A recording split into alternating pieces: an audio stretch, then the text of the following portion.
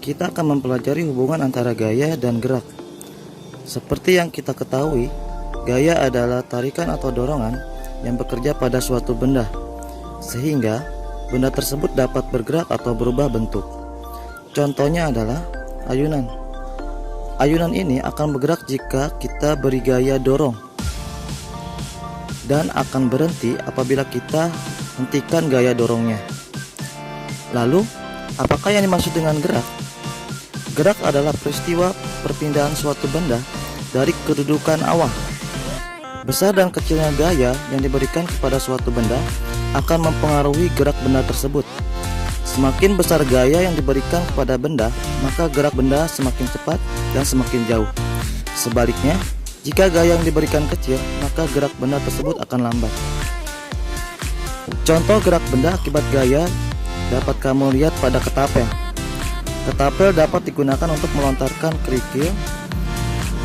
Sebuah ketapel biasanya terbuat dari kayu dengan dua karet yang diikatkan ke kedua sisinya. Menggunakan ketapel juga sangat mudah. Pasang kerikil pada bantalan karet, kemudian tarik dan lepas karet. Ketapel dibuat dengan memanfaatkan sifat karet yang lentur. Saat menarik karet, berarti kita memberikan gaya pada karet. Akibatnya karet menjadi kencang. Jauhnya rentangan karet ketapel menunjukkan besar gaya yang kita berikan. Agar kerikil dapat terlontar dengan cepat dan jauh, kita harus memberikan gaya yang besar. Gaya yang besar dapat timbul jika kita menarik ketapel kuat-kuat. Gaya tarik yang diperlukan akan semakin besar jika benda yang ditarik juga semakin besar. Setelah tarikan dilepas atau gaya dihilangkan, karet akan memiliki gaya dorong.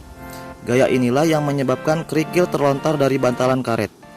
Semakin jauh kita menarik karet, semakin besar gaya yang kita dapat. Ini berarti semakin besar pula gaya yang dilakukan karet pada kerikil. Akibatnya, batu akan terlontar semakin jauh dan cepat. Hal ini sesuai dengan penjelasan sebelumnya bahwa gaya yang diberikan, dalam hal ini adalah ketapel, akan mempengaruhi gerak benda tersebut. Atau dalam hal ini adalah dorongan atau kecepatan dan jarak kerikil.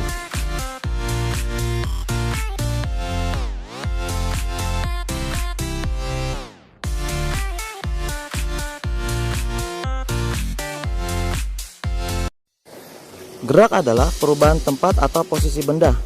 Benda dapat bergerak karena pengaruh gaya. Pergerakan pada benda tampak bermacam-macam.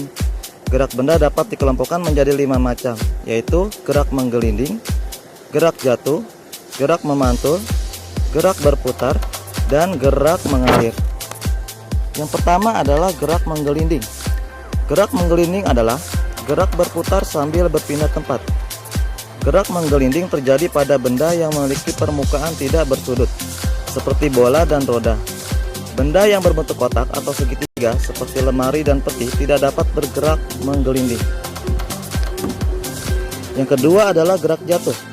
Gerak jatuh adalah gerak benda dari atas menuju ke bawah. Gerak jatuh terjadi karena bumi mempunyai kekuatan untuk menarik benda. Kekuatan bumi untuk menarik benda disebut dengan gaya tarik gravitasi bumi.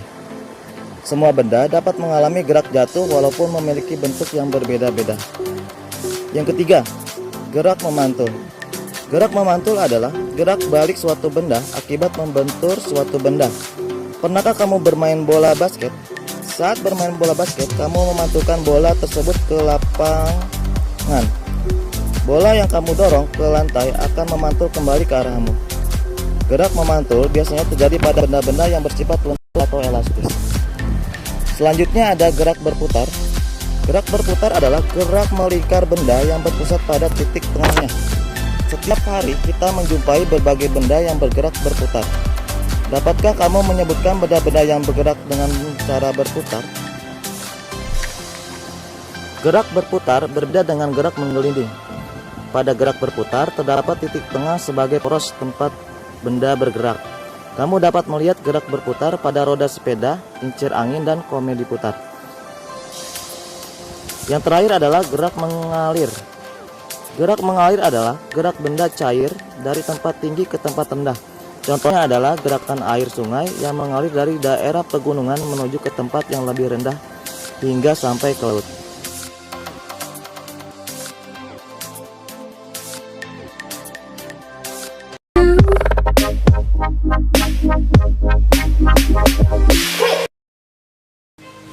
Pengaruh gaya terhadap gerak benda.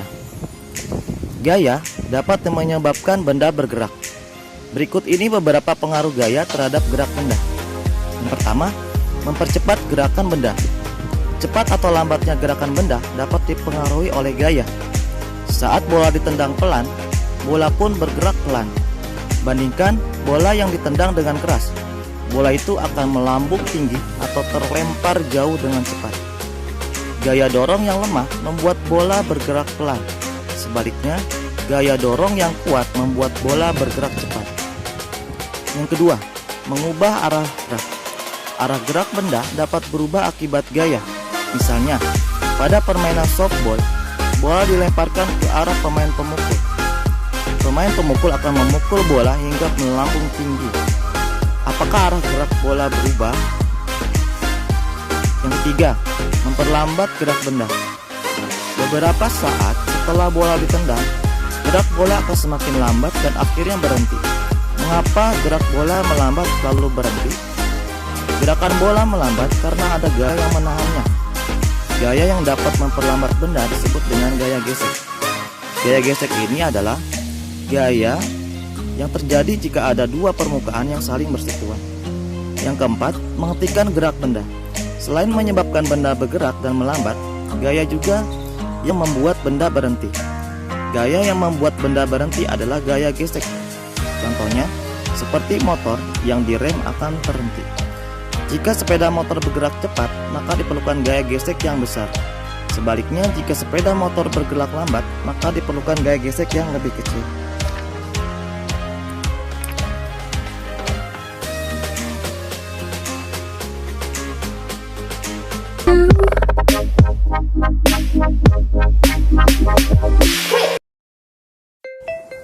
Pada pembelajaran sebelumnya, kamu telah mengetahui bahwa gaya dapat mempengaruhi gerak suatu benda. Selain mempengaruhi gerak benda, gaya yang bekerja pada benda juga dapat mengubah bentuk benda. Contohnya, dapat kamu lihat pada proses pembuatan guci keramik. Guci keramik merupakan hasil olahan dari tanah liat. Tanah liat dapat dibentuk sedemikian rupa sehingga dihasilkan berbagai macam produk yang cantik dan menarik.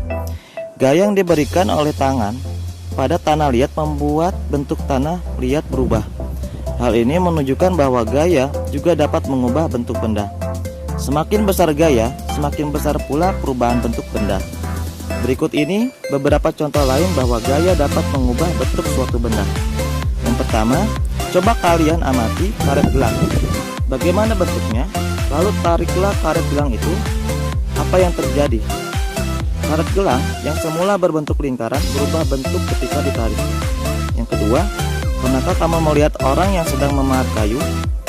Kayu yang semula berbentuk gelendong bisa diubah menjadi berbagai bentuk. Ada yang menjadi meja, kursi, mobil-mobilan, patung, dan sebagainya. Yang ketiga, telur yang jatuh langsung pecah karena berbenturan dengan lantai. Telur yang semula bulat menjadi pecah sehingga tampak kuning telur dan putih telurnya. Yang keempat, sama seperti tanah liat, lilin mainan atau plastisin merupakan bahan lunak yang dapat digunakan untuk membuat berbagai benda, seperti berbagai jenis hewan. Perubahan bentuk benda ini dipengaruhi oleh gaya. Yang terakhir, adonan kue adalah contoh benda padat yang paling mudah diubah bentuknya. Jika ditekan dan digulung, bentuk adonan kue yang berisi berbagai bahan seperti terigu, telur, tepung gula, dan mentega akan berubah menjadi bentuk yang lain.